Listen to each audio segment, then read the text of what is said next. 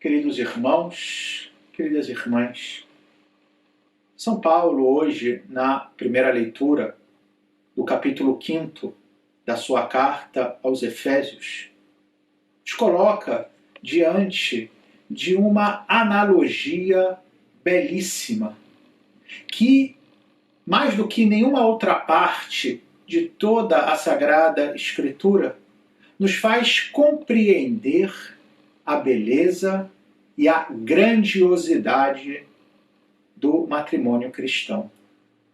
Por um lado, é verdade que nós devemos, primeiramente, saber um pouco distinguir os termos usados, seja pelo contexto da época, seja também pelo fato de que se trata de uma analogia, e vamos ver o que significa isso exatamente, e também pelo fato de que, e isso temos que admitir, a tradução que acabamos de escutar na primeira leitura não é exatamente a mais correta, ao menos daquilo que poderia ser. E não digo isso criticando, seja lá quem tenha feito a tradução, porque eu sei bem como é difícil traduzir um texto, ainda mais um texto tão antigo como esse. Mas, de qualquer modo, se pegamos a frase que talvez possa causar um pouco de perplexidade às sensibilidades contemporâneas e que, quiçá, fixando-se nela, acaba se perdendo a beleza do conjunto do que está sendo aqui dito, vale a pena, portanto, que nos fixemos um pouquinho. Dizia, logo no segundo versículo que escutamos hoje, que é o versículo 22 do capítulo 5 da carta aos Efésios, como já dissemos. As mulheres sejam submissas aos seus maridos como ao Senhor. Se nós nos fixamos nisso, pode parecer, em primeiro lugar, que existe aqui uma espécie de relação de superioridade dos homens frente às mulheres que lhes seriam inferiores, no sentido de que as mulheres deveriam estar sempre submissas, portanto, que o marido estaria por cima. Além do mais, parece que seria esse o sentido, logo com aquilo que São Paulo complementa, afirmando, pois o marido é a cabeça da mulher, do mesmo modo que Cristo é a cabeça da igreja. Porém, como eu disse, vamos aqui contextualizar. Em primeiro lugar, a questão da tradução. Porque, na realidade, e eu tive esse cuidado hoje de manhã de ir olhar o texto original em grego, porque não é de se esquecer que o Novo Testamento, todos os livros do Novo Testamento foram escritos na língua grega. E no original em grego, começa assim a leitura. Irmãos, vós que temeis a Cristo, sede submissos uns aos outros. As mulheres, aos seus maridos, como a si mesmas no Senhor, ou como próprias no Senhor. O que significa isso? Em primeiro lugar, São Paulo diz que um deve ser submisso ao outro. Essa é a premissa. Mas não existe aqui superioridade e inferioridade. E em seguida ele vai dizer que as mulheres, o modo como elas devem ser submissas, como ele já tinha dito que os maridos também deveriam ser submissos, deve ser como a elas próprias. É um modo. Então, elas se submetem ao marido como se submetem a si mesmas. E depois, quando São Paulo fala que os maridos são cabeça da mulher como Cristo é cabeça da igreja, para entender isso é preciso que entendamos o que é uma analogia. Explico-me. Uma analogia é uma comparação. E uma comparação em que duas realidades são semelhantes, porém não iguais.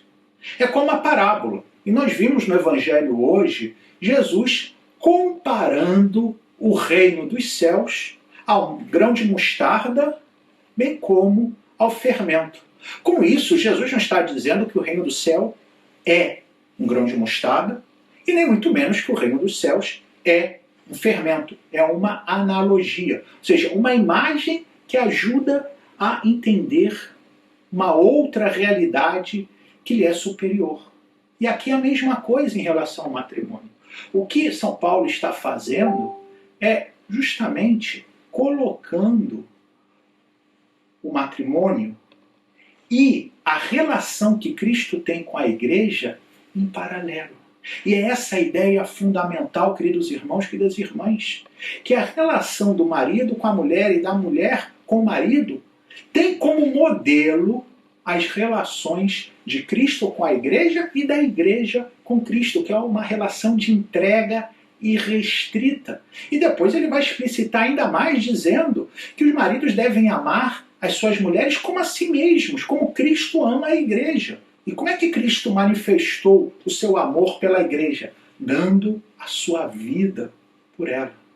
Portanto, deixando de lado essas nuances que no fundo, são mais para quem está discutindo as, digamos, realidades sutis do texto original, mas fiquemos com o conjunto, com o ensinamento que São Paulo nos dá, que é que o matrimônio, marido e mulher, devem viver completamente entregue ao outro, tendo como modelo as relações que Cristo tem com cada um de nós, essa entrega irrestrita, esse amor generoso.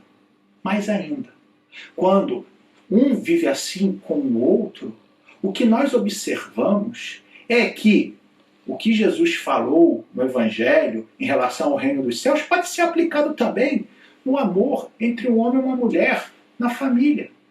Porque quando existe esse desejo de entrega, que se dá através da recepção do sacramento, nós vemos que o amor é como um grão de mostarda, que pode começar pequeno, ainda marcado pelas imperfeições, ainda marcado pelo egoísmo, um que, no fundo, está esperando algo do outro, enfim, que ainda não é aquela entrega total, abnegada, mas quando existe esse desejo sincero, e quando se coloca tudo nas mãos do Senhor, lembrando que o sacramento é uma ação do Espírito Santo que transforma a realidade humana e a eleva a uma realidade muito superior que aquela de Deus, aquela sementezinha pequena do amor se converte num grande arbusto, aonde os pássaros, ou seja, os filhos, a família, vão encontrar refúgio.